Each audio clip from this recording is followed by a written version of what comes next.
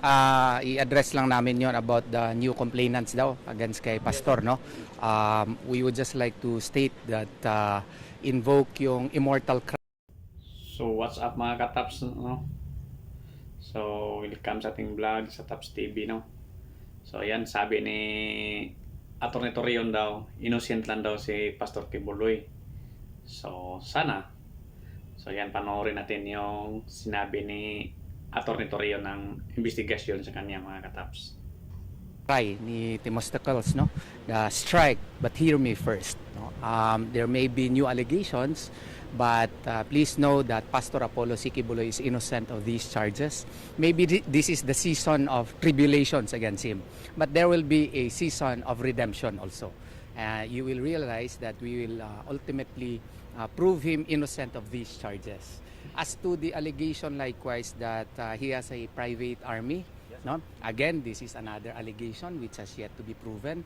We would just like to request the PNP to handle everything with care. To be fair also, no?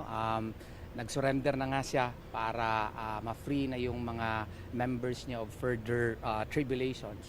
We would just like to request the PNP that if there are other allegations, to treat the same professionally and not subject the same to too much publicity. After all, there is that golden rule, no, that you would not like others, no, you would like others to respect you, and in likewise doing, if there are still allegations against him, we would just subject it to proper investigation without too much publicity. Request lang namin. Yan lang po. Sir, sabi rin kasi kanina sa press ko, Yes, sir. may kung dito sa obstruction of justice, pwedeng ikaso, and nabanggit, kasama daw yung mga burning. Anong reaction mo, sir? Well, kaya nga kung meron silang ikaso sa amin, harapin namin, and I know that ultimately we will be proven innocent, no? So kung i-file nila 'yan, harapin namin in soonest kung meron sila ipa-file sa amin.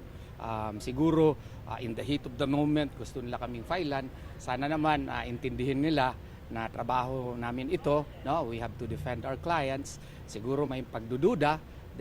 So if they feel na meron kaming liability, we will face them kung meron silang ikaso sa amin. Sir, Okay? si Pastor, sir.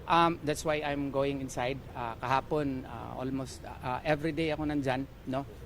And medyo recovering naman siya na trying to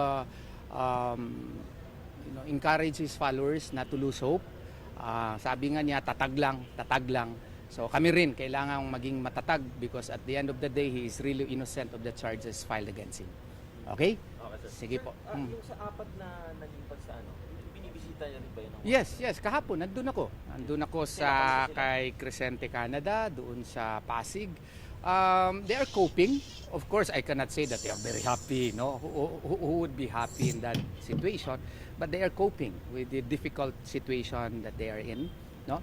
And yun nga, since na-deny yung aming motion for transfer of custody to the AFP. So ayun, sabi naman nila na harapin talaga nila kung sila ay kakasuhan. So ayun talaga, kailangan talaga lang harapin para masiayos kung ano man ang mali at malagay naman sa tama, no? So sa hindi pala nakasubscribe dyan, subscribe sa ating YouTube channel sa Taps TV, no? So yun lang mga kataps, maraming salamat. God bless inyong lahat.